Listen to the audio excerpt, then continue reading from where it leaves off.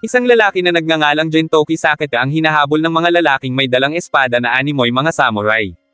Dahil hindi ito tinitigilang habulin ng grupo ng mga lalaki ay tumalon na si Gentoki sa kabilang panig ng pader, habang sinasabi na may papanoorin pa siyang isang palabas sa TV bago mag-alas 4. Pagkaliban ni Gentoki ay sinalubong naman siya ni Shinpachi na Noy tumatakbo rin at hinahabol ng mga lalaki.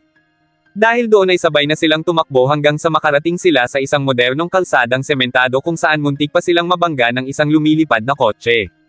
Nasa likuran lang nila ang mga lalaki pero bago pa sila maatake ng mga iyon ay biglang lumitaw si Kagura na nakasakay kay Sadaharu, at hindi sinasadyang nabangga nito ang mga lalaki kaya lumipad ang mga iyon palayo.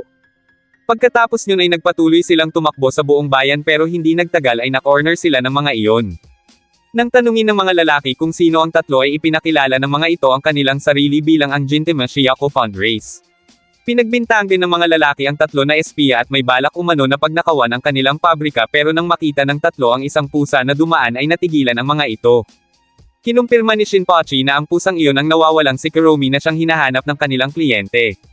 Dahil doon ay sinubukan ng mga itong hulihin ang pusa pero nakatakbo iyon kaya hinabol ng apat ang pusa nang biglang mabangga si Gentoki ng paparating na truck.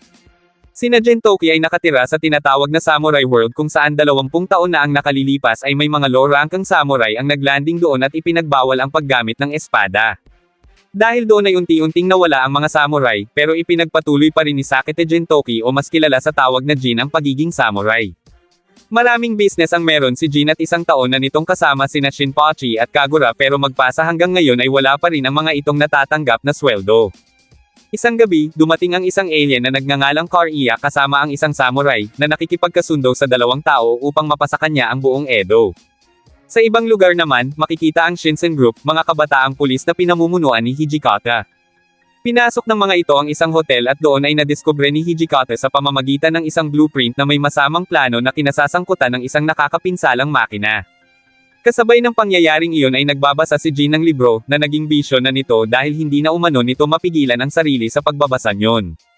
Kumakain noon si Kagura kaya sinubukan nitong kumbansihin si Jin na itigil na ang pagbabasa, habang tahimik naman noong natutulog si Sadaharu sa sahig. Maya-maya pa ay pumasok si Shinpachi at sinabi na ubos na ang pera nila. Habang nag-uusap ang tatlo ay biglang yumanig ang lupa at kasunod yun ay may isang lalaki na kumatok sa kanilang pinto. Nang pagbuksan iyon ni Shinpachi ay nagulat ang tatlo nang makita ang isang kliyente.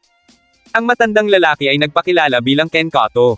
Ipinaliwanag nito sa tatlo na kailangan niya ng pera para mabili muli ang kanyang bahay, at ibinahagi rin ni Ken Kato ang lahat ng kanyang kapahamakan mula 1 buwan na ang nakararaan gaya ng pagkawala ng trabaho, bahay, at pamilya. Ngunit tumigil ito sa pinakaimportanteng bahagi kaya nabitin ang tatlo sa kwento. Nakipagkasundo si Ken kayo na isisiwalat niya ang nangyari nung 1 linggo kung tutulungan siya ng tatlo na makahanap ng pera. Dahil doon ay naghanap ang 5 ng mabilisang pagkakakitaan at humingi sila ng payo kina Otose at Catherine. Sinubukan nilang ipabenta kay Kato ang isa sa mga organo nito, pero dahil walang matinong taong gagawa niyon ay bumalik muna sila sa snack bar ni Otose kung saan naghihintay si Sachen sa kisame. Sa pagkakataong iyon ay sumama na si Sachen sa 4 habang sina Otose at Catherine naman ay bumalik na sa trabaho. Kalalabas pa lang ng mga ito sa bar ay nadaanan naman si Kato ng 2 lalaki na dati na nitong kilala, at ang mga iyon din ang parehong mga lalaking kasama sa deal kay Kariya. Binyuli ng 2 lalaki si Kato at muntik nang magbigay ng ilang pahiwatig, ngunit bigla ang mga itong tumigil at umalis. Nang makalayo ang 2 ay galit na galit sina Sachen, Kagura, at Shinpachi sa asal ng mga lalaki at nag-alok pang patayin ang mga ito, habang si Jin naman ay tila nababagot na. Gayunman, binago ni Kato ang hiling niya, mula sa pagkita ng pera para mabawi ang kanyang bahay, ang naging hiling na lang nito ay ang maging mas malakas ang katawan. Pagkatapos yun ay nagpaalam na si Jin sa 4 at sinabing may gagawin pa siya. Sa Shinsen naman ay ipinakita ni Hijikata kay Kondo, ang top leader ng Shinsen Group, ang mga blueprint na pinaghihinalaang pagmamay-ari ng alien na si Kariya. Kasabay ng pangyayaring iyon, sinusundan ni Jin ang 2 lalaki hanggang sa makarating ang mga ito sa embahada ng alien. Habang nasa harap ng gate ay napalingon si Jin sa likod matapos itong tawagin ni Katsura, isang freedom fighter na taga-Edo at kilala ito bilang isang alien ngunit kalaban ito ng masasamang alien. Binigyan nito ng isang paalala si Jin na maging handa palagi dahil madalas umanong may kaguluhan sa lugar na iyon, at balita pa nito na may ibang alien na sasalakay sa Edo at wawasakin iyon. Tinanong ni Jin kung ano ang dahilan para gawin yun ng mga alien subalit maging si Katsura ay walang ideya kaya pinag-iingat na lang nito si Jin. Habang pauwi na si Jin ay hinarang ito ng isang samurai na kasamahan ni Kariya. Samantala, sinubukan naman ni Kagura, Shinpachi, at Sachin na sanayin si Kato, ngunit sa huli ay sumuko lang iyon at iniwan ang mga ito. Kasabay niyon ay naglalaban na si Jin at ang samurai na may planong patayin na si Jin. Ngunit hindi nagtagal ay nakatakas si Jin matapos mabaling ang atensyon ng samurai sa isang lalaki na nagsabing bawal ang samurai doon. Kinahapunan, sa oras ng paglubog ng araw ay nadatnan ni Jin ang tatlo na nakaupo sa tabi ng ilog. Malungkot na sinabi ni Sachin na umalis si Kato, pero hindi man lang naapektuhan si Jin na nawalan sila ng kliyente at umalis na rin ito. Maya-maya pa ay bumalik na sina Shinpachi at Kagura sa bahay ni Shinpachi at ng kapatid nitong si Otei. Habang kumakain ay napaisip si Shinpachi kung bakit hindi man lang sinubukan ni Jin na habulin si Kato. Sinabi ni Kagura na masanay na lang si Shinpachi dahil ganun naman talaga ang buhay kaya nauwi sa pagtatalo ang dalawa. Pumasok si Otei at sinabing kung hindi ang mga ito magtitiwala sa isa't isa ay sino pa ang pagkakatiwalaan ni Jin sa mga ito sa trabaho.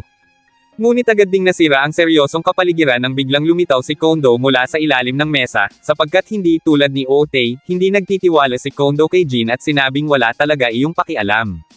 Dahil doon ay nainis si Otei kaya pinagbubugbog nito si Kondo. Nang mga oras naman na iyon ay nagmumuni-muni si Kato sa isang beer house nang bigla itong alukan ni Jin ng pagkain. Pagkatapos niyon ay uminom ng alak ang dalawa, at doon na naikwento ni Kato na tinanggal siya sa mataas niyang posisyon ng walang malinaw na dahilan, at sa pilitin pa siyang pinapirma ng kontrata ng dalawa niyang kaibigan. Ginamit ng dalawa ang kontratang iyon upang angkinan ang bahay ni Kato, at dahil sa matinding pressure ay iniwan si Kato ng kanyang asawa at anak. Ikinwento rin ni Kato ang nangyari sa kanya isang linggo na ang nakalipas. Nagpadala ng sulat ang kanyang batang anak na babae, na nagsasabing gusto na nitong umuwi. Dahil doon ay naisipan niyang subukang ayusin muli ang lahat. Matapos marinig ang lahat ng iyon, lumabas na si Jin sa bar at sinabing tutulungan niya si Kato na mabawi ang kontrata, ngunit bigla siyang nasuka kaya sinabi ni Jin na ipagpaliban muna at gawin na lang nila yun kinabukasan, nang biglang nagsimula ulit na yumanig na naman ang lupa dahil sa isang lindol. Nang sumunod na araw ay nagsama-sama muli ang lima para pumunta sa embahada ng alien. Sinipa ni Jin ang gate hanggang sa bumukas iyon at tumilapon palayo. Pagkatapos ay agad nilang pinasok ang mansyon para biglain sana ang tao sa loob, ngunit wala silang nadatnan kundi ang nakahaing buffet.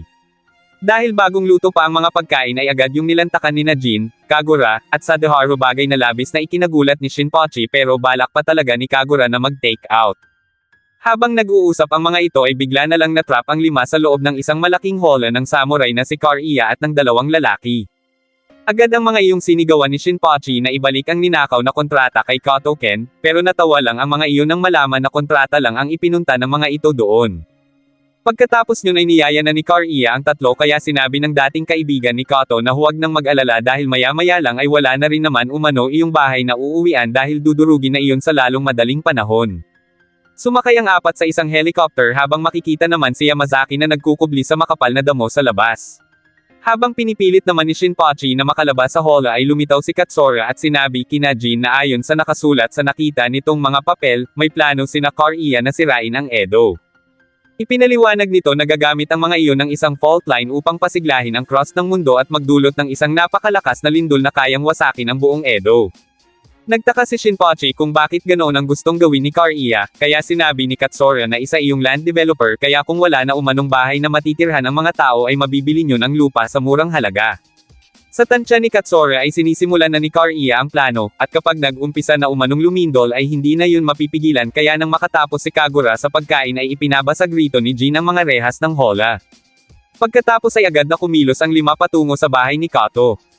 Kasabay ng pangyayaring iyon ay sinusubukan na ni Kariya ang kanilang instrumento, nang biglang lumitaw ang Shinsen Group sa harap ng bahay ni Kato.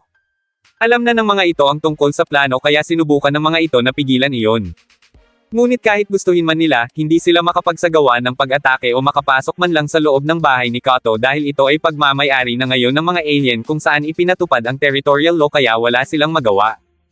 Hindi nagtagal ay dumating na sina Jin at buong lakas na binasag ang pinto, sabay sabing sila ang tunay na mga bayani. Nakipaglaban sina Shinpachi sa mga goons na nagbabantay sa lugar, habang si Jin naman ay hinamon ng samurai na muling maglaban. Dahil doon ay nagkaroon ng oras sina Kariya upang paandarin ang mapanirang makina. Sinubukan ni Kato na pigilan ang mga iyon ngunit naglabas si Kariya ng isang espada na animoy laser laban sa kanyang kahoy na espada. Gayunpaman, pinalakas lang ni Jin ang loob ni Kato sa pamamagitan ng pagsasabi na huwag itong susuko at ang isipin lang ay ang pinakamahalagang bagay sa buhay nito. Naalala ni Kato ang masasayang panahon na kasama ang kanyang pamilya, at pagkatapos ay buong lakas siyang umatake kay Kariya ngunit nadapa ito at hindi sinasadyang na knockout si Kariya. Agad na binuhat ng dalawa si Kariya para dalhin sa ospital habang si Kato naman ay tumakbo palapit sa makina upang pigilan iyon. Ngunit sa halip na mapahinto ay lalo pa niya itong napabilis kaya 25 segundo na lang ang natitira bago maganap ang lindol. At sa kasamaang palad, naputol pa ni Kato ang lever na siyang makakapidyo sana sa makina kaya mabilis na tumakbo si Jin para sumaklolo. Nang makalapit sa makina ay tumalon si Jin patungo sa makina at sinaksak ang pulang hiyas niyon gamit ang kanyang kahoy na espada, na siyang sumaire sa kalahati ng makina at nagkadurog-durog iyon at saka sumabog. Hindi nagtagal ay dumating na ang mga pulis, at bagaman naaresto ang mga masasamang loob, pero nawasak naman ang bahay ni Kato bagay na labis nitong ikinalungkot. Dahil doon ay nilapitan ito ni Jin upang palakasin ang loob at sinabing makakapagpatayo pa naman ito ng bagong bahay. Pagkatapos niyon ay muling nabasag ang seryosong kapaligiran nang biglang lumitaw ang pusa na si Kuromi, at muling hinabol ito ng Shiyako Fund Race kung saan-saan. Pagbalik sa bahay, bumalik ang lahat sa normal. Habang nagbabasa si Jin at natutulog naman si Sadeharu ay itinuro ng Noi kumakain na si Kagura ang palabas sa telebisyon kung saan naroon si Kato bilang isang sikat na mang-aawit. Sabay-sabay silang napangiti habang pinapanood ang pagtatanghal ng naging kliyente nila. At habang nagaganap naman iyon ay may isang liham na nakapatong sa mesa, at ang liham ay mula kay Kato na nagsasabing nakabili na iyon ng bagong bahay para sa kanyang pamilya at taos puso iyong nagpapasalamat sa grupo.